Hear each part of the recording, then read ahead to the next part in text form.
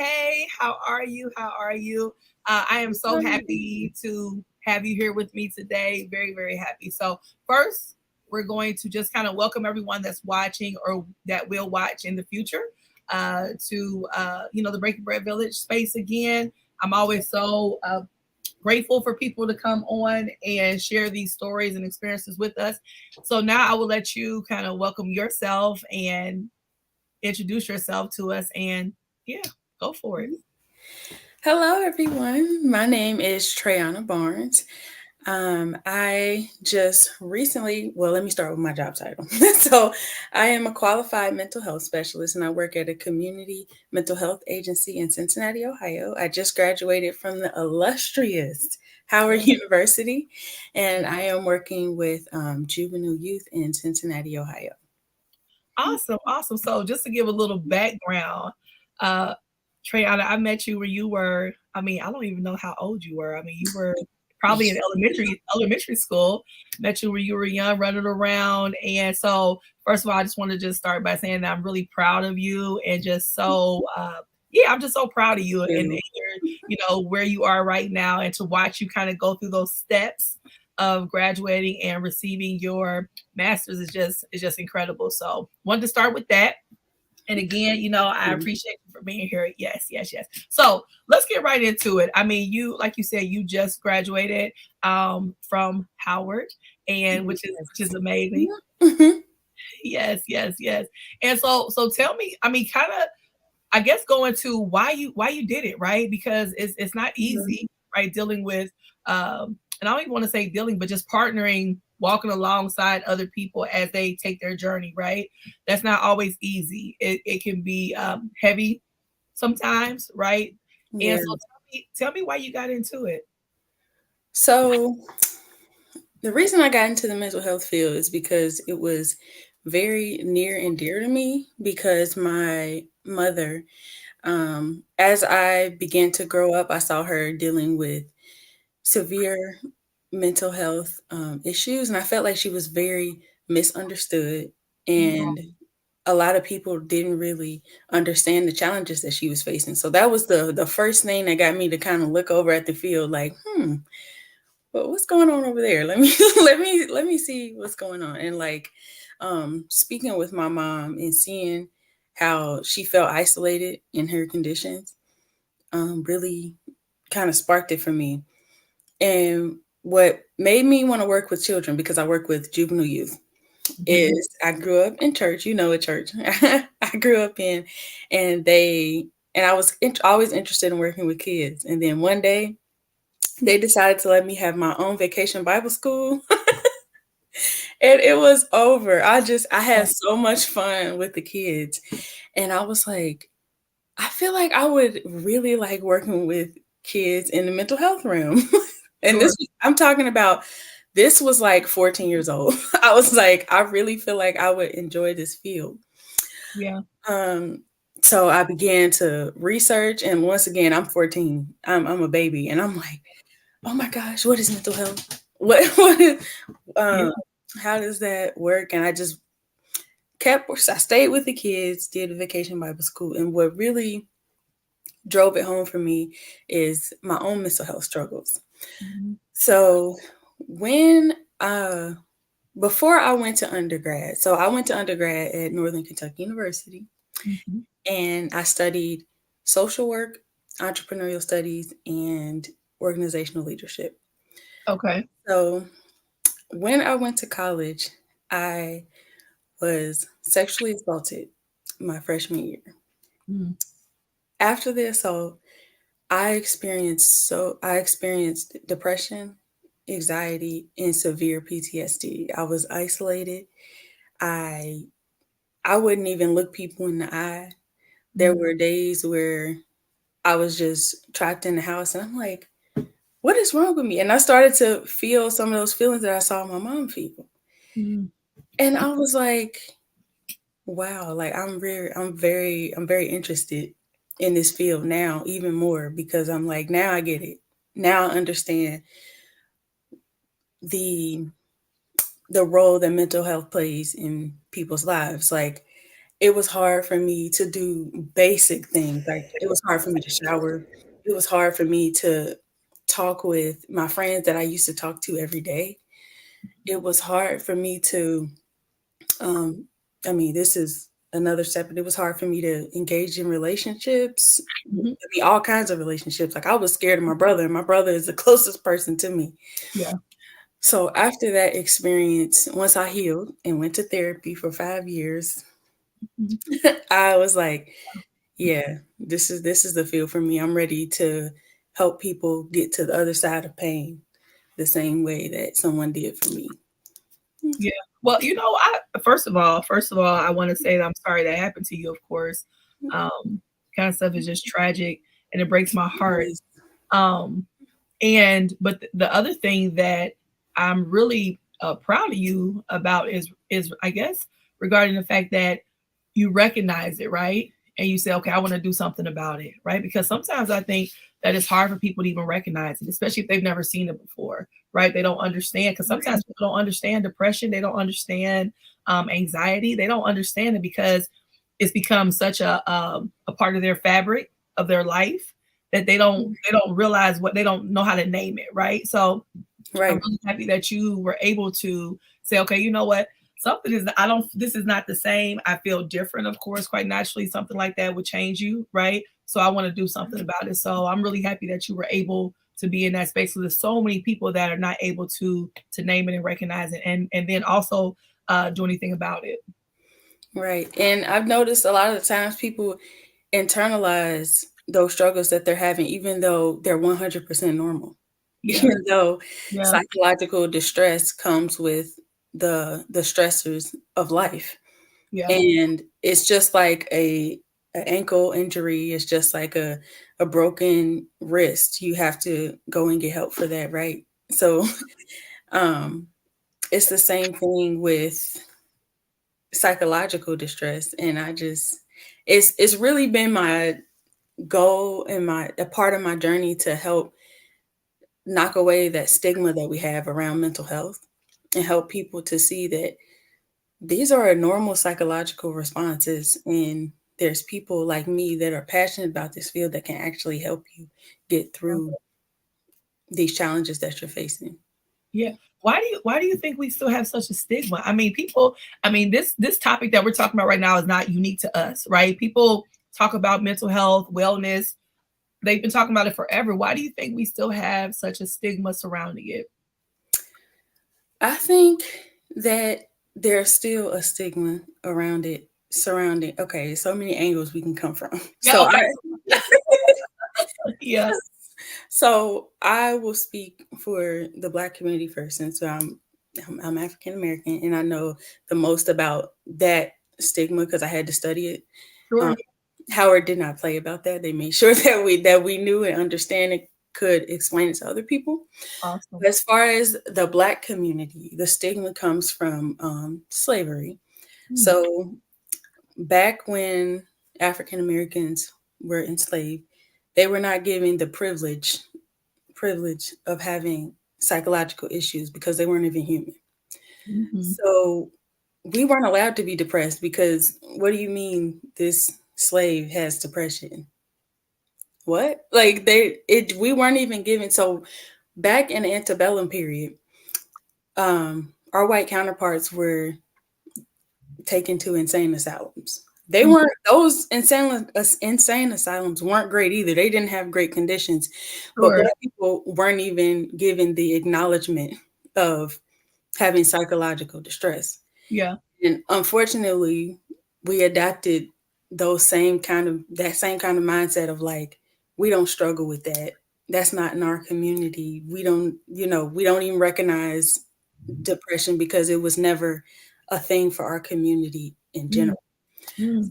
I believe that that is where the stigma came from, and it's still lingering today. We still kind of see those effects, even though we kind of trying to break the ice and we working on it, but that is definitely where it came from. Yeah. Yeah. I mean, that made me really think about even with women, the I'm strong, I'm resilient. We like to use these words that amplify us, right? We feel good when we say it. We feel like, even successful when we say, I'm resilient. I mean, I think about myself. Well, I'm resilient because I've been through this, this, and this. But yeah, again, sometimes, you don't want to be, you don't want to be the strong one. You don't want to have to be resilient. You want to just be, right? Yes. And rest in that femininity of like, I don't know. And I hate to say femininity of softness because some people even equate that with, well, just because you're female, you don't have to be, soft. But that essence of just kind of like not having to be strong, right? And not having to I'm trying to make sure I'm using the right verbiage, but just making sure that at times we don't always have to be the strong ones, and I think that sometimes Right. people have worn that as a cape, and sometimes you want to take that off and just be, and not have to live up to that. So I think all of that kind of aligns sometimes with this idea of almost superhuman. You know what I'm saying? Like almost this Yeah. superhuman, like, oh well, you don't, because I know even when you talk about in the black maternal, things happen like even with birth, giving birth, right? And the rates of, when black women that have issues in even the health system. And I know I read a study where some doctors honestly thought that black women didn't feel pain, like it's a real thing that they feel like, we don't feel pain. It's just, so it's just very interesting. So whenever we go down that rabbit hole, I'm always very interested in that because it's just yeah, Yes. a And I thing. always say that protecting Black mental health and, excuse me, and leaning into Black mental health is restoring Black humanity. I Mhm. said that in my speech with the Black Speakers Network because back in the bedroom, I'm having trouble with this word. That's okay. I have trouble words all the time. It's okay.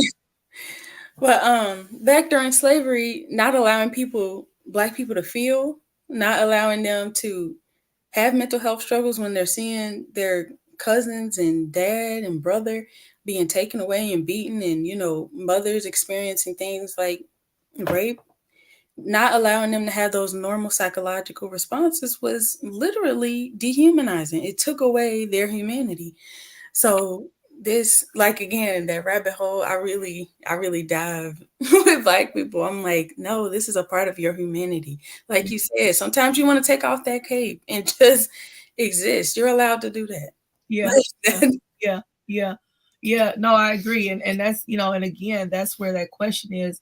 You know, why do we still have that stigma, right? Even within ourselves, because we should, if anybody else should be uplifting each other to be human, right? And so that's why, where, we know we have residual effects of certain things. Then also on the other side of that is that it is our responsibility, right? Like, I mean, with the work that you're doing, to uplift and really encourage people to do away with that mindset, right? Because we are allowed to feel now, we are, and we have to give each other that permission to celebrate doing the research, getting the help. And and I just want to make it clear too, because and this is across all communities, like all communities have stigmas with mental health, right? I mean, this is a worldwide epidemic, you know what I mean? Where people yes. try to make people feel bad about seeking help, or so. But yeah, go ahead, I want you to speak. So, as far as the stigma and addressing it, I always tell people to come at it with grace, Yeah, right? Like, I like how you said we're allowed to feel now, yeah, because back then it was very much you got it coming from two angles. They're not allowing you to feel, and then the other side is they really couldn't. They were trying to survive for yeah, 400 years. yeah, So it's like, now when I see it, I come at it with grace, and I'm like, I understand that you're a hardworking man, and that, or you're a hardworking woman, or you feel like you can't get into those emotions, but I want to set you free and let you know that you can, that it's okay to take a break, that if you are feeling depressed, that it's okay to reach out, and don't feel embarrassed that, hey, I ain't showered in a week, man. It's been hard. Like, don't feel embarrassed about that when you come to mental health professionals, because it's a part of it, and that's what we're here for. Yeah. I Yeah.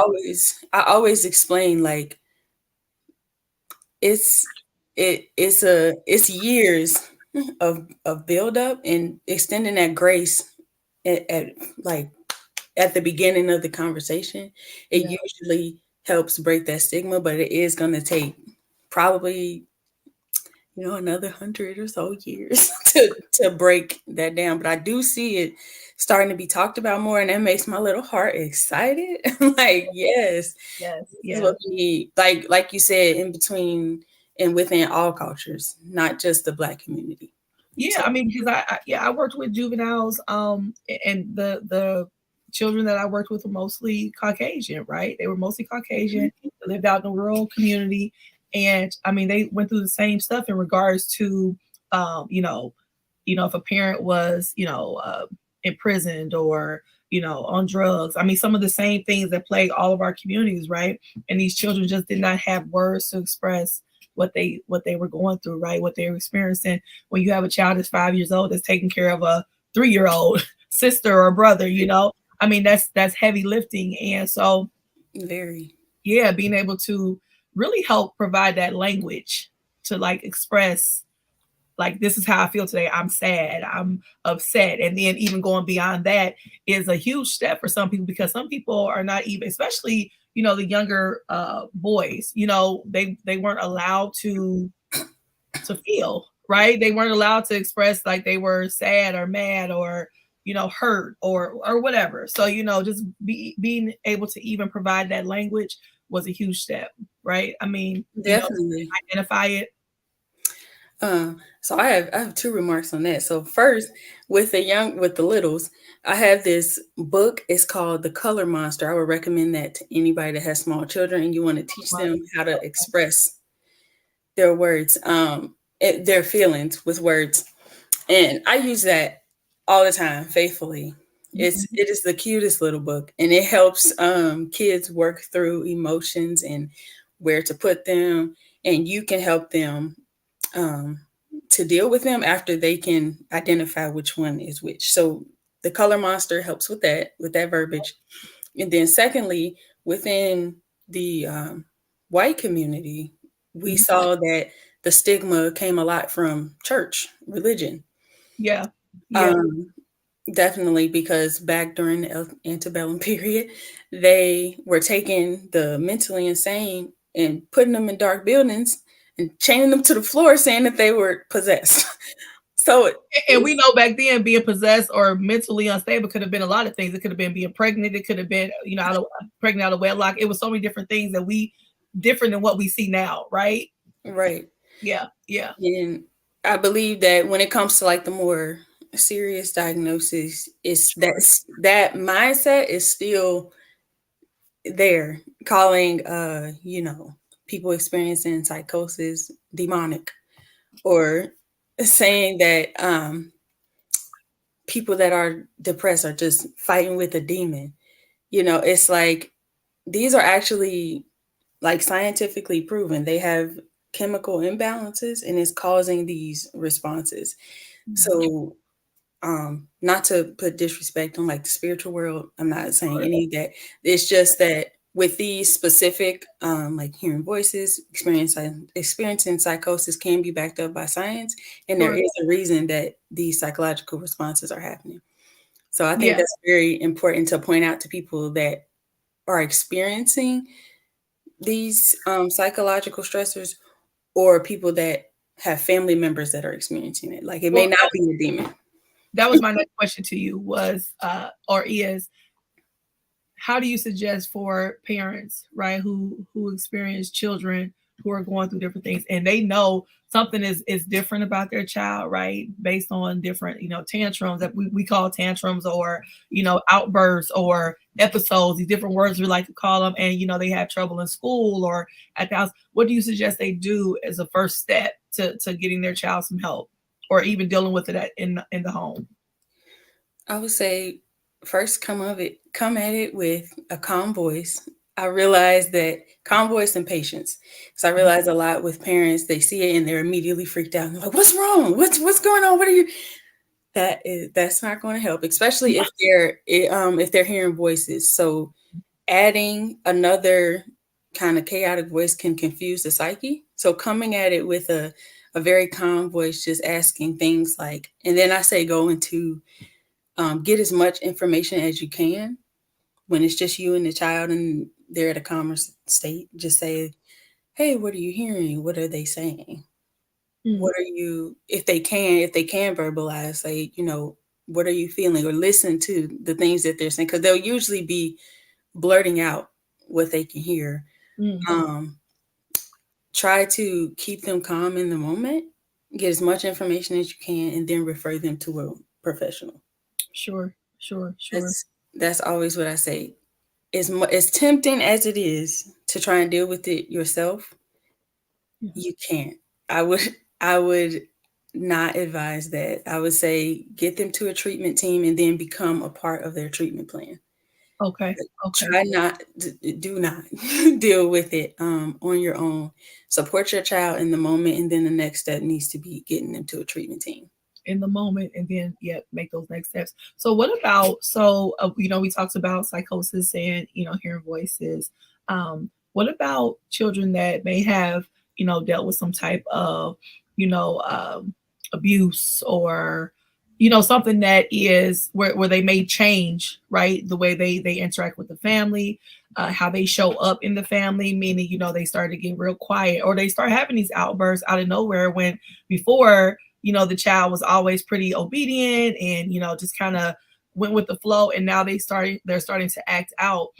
What are some signs? I guess that's the thing, is that parents, I have four, that, and each child is different, and when you see different things, that children develop a pattern, right, where you just kind of know how they are, and then so when that changes, what are some changes that could take place for a parent? I want to make sure I ask this right.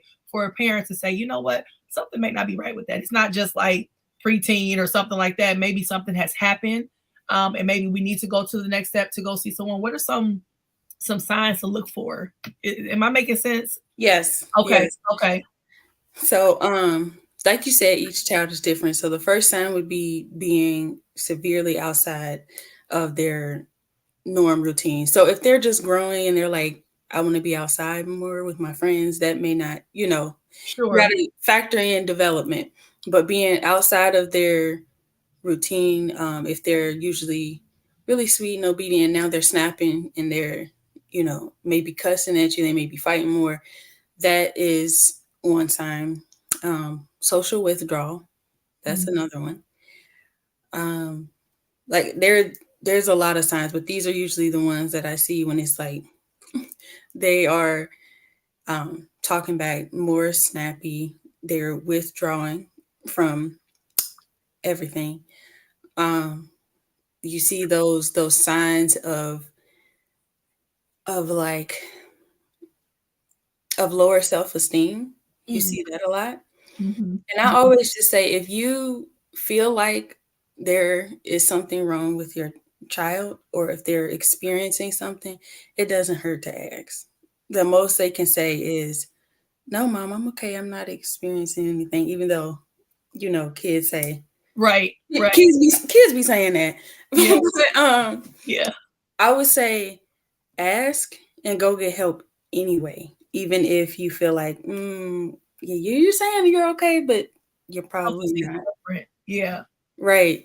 I would say approach it kind of the same way as with a kid that is experiencing psychosis. Come with a calm voice. Don't come with aggression, because I see that a lot when yeah, they feel like their kids are depressed or has experienced a trauma and they're not talking to them about it. They can begin to get frustrated and they're coming at their kids like, "What's wrong? Like, just tell me what's what."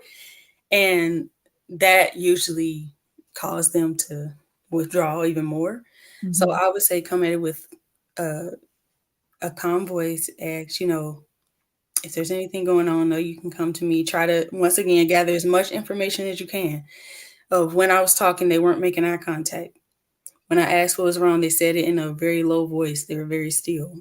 Get as much information as you can and then refer them to a professional yeah, that can add you to their treatment team. yeah, yeah, Because these issues really are things that you can't handle by yourself. yeah. Yeah. Yeah. It's one of those things. If you can't perform surgery on somebody's ankle, it's the same type of situation. Yeah.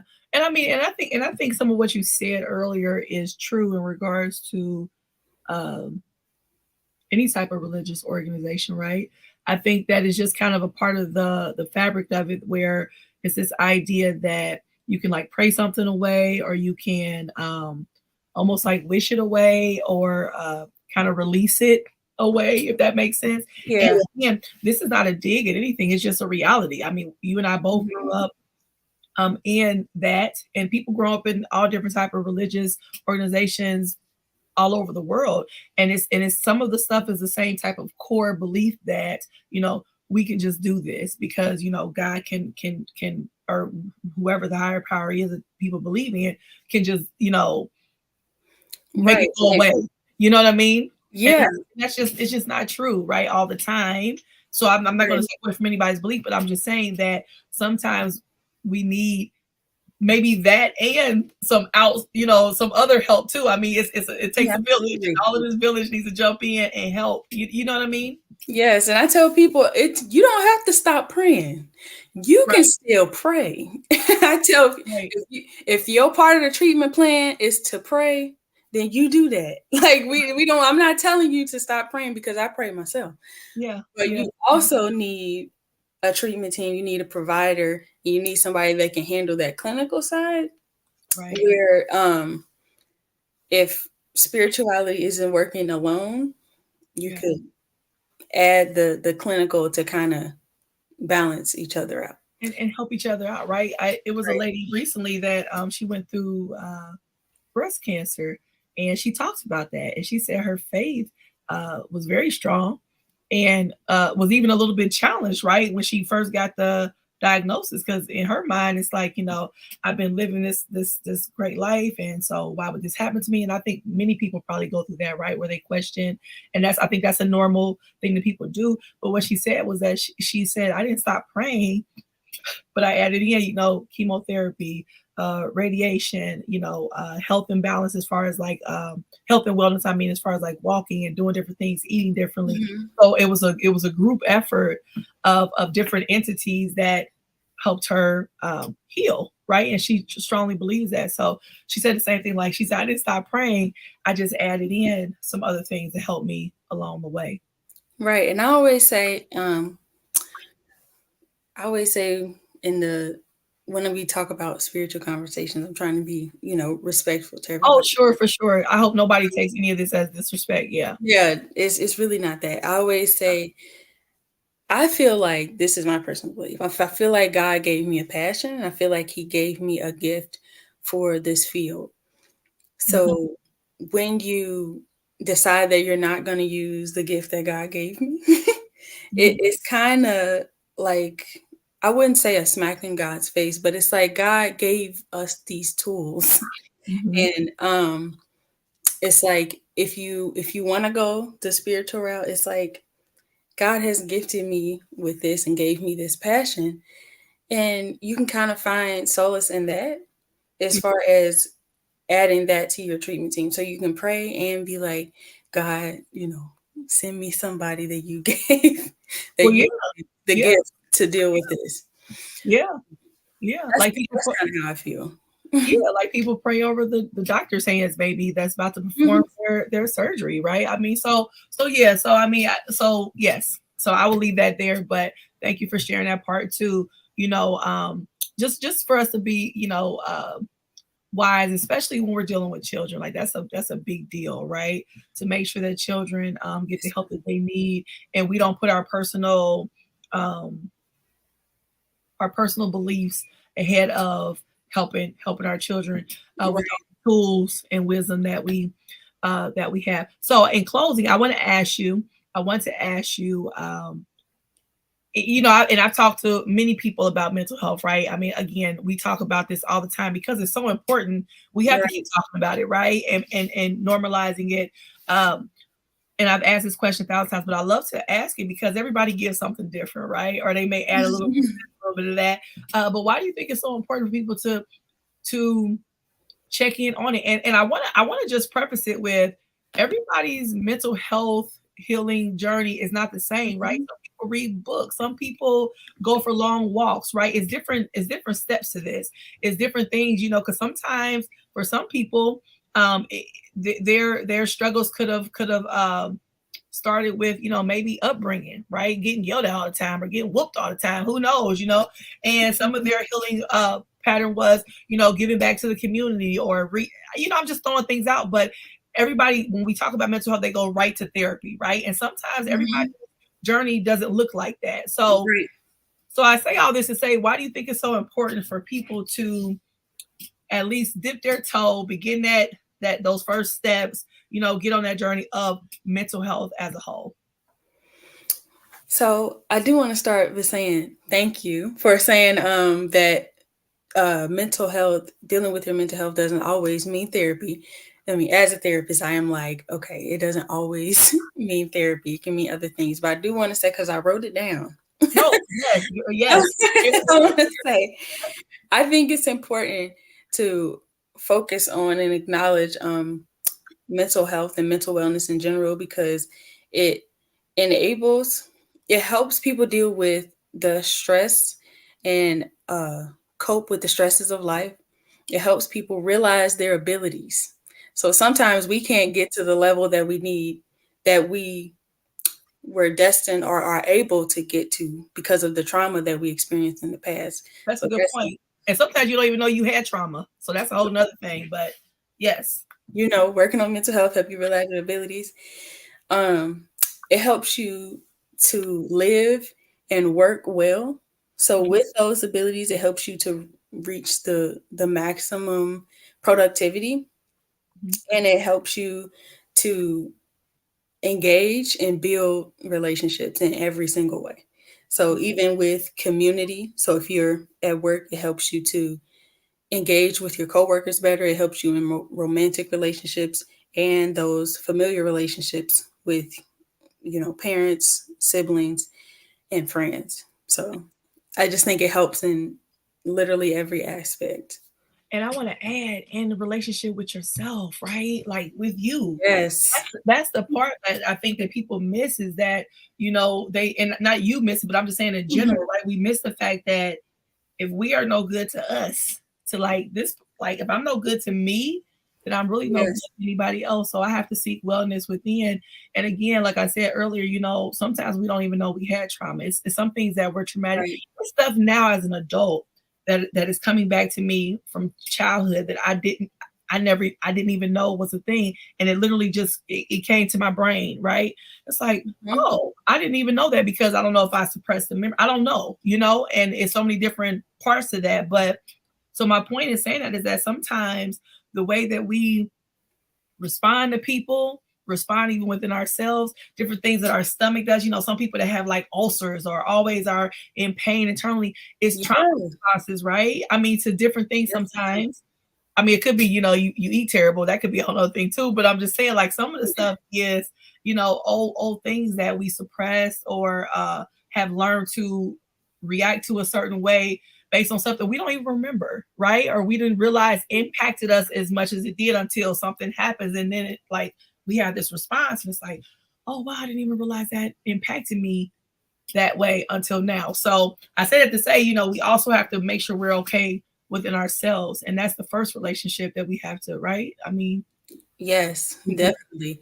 Starting on rebuilding, you start with the self, and then the rest of that, those relationships form around that.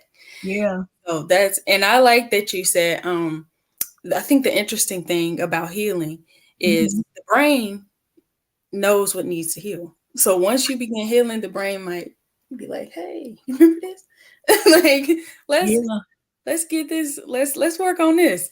And that Yes. happens all the time. They're like, "I forgot about that, or I forgot that it was impacting me this way." And it's like, well, the brain, the brain helping us out. Come on, let's write it down. Let's start working on it. Yeah. Yeah. That's deep too, man. Cause I mean, you just things that, because people ask, like, I mean, people tell stories about when they're 2, 3 years. I was like, how do you? I don't remember anything when I was 2 or 3 years. I have no idea. I don't remember any of that. Even sometimes 5, 6. I don't have vivid memories of my life at that age. But like I said, every once in a while things come up and it's almost like a dream, right? This awakened, like this vision.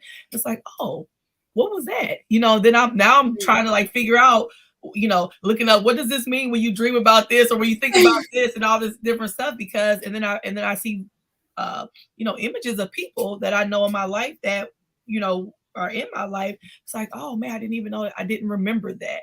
So Right. yeah, yeah. I always encourage people to, like you said, that self-healing, that dealing with that those shadows in our lives, demons, whatever people want to call them, when Yes. we when we face them, right?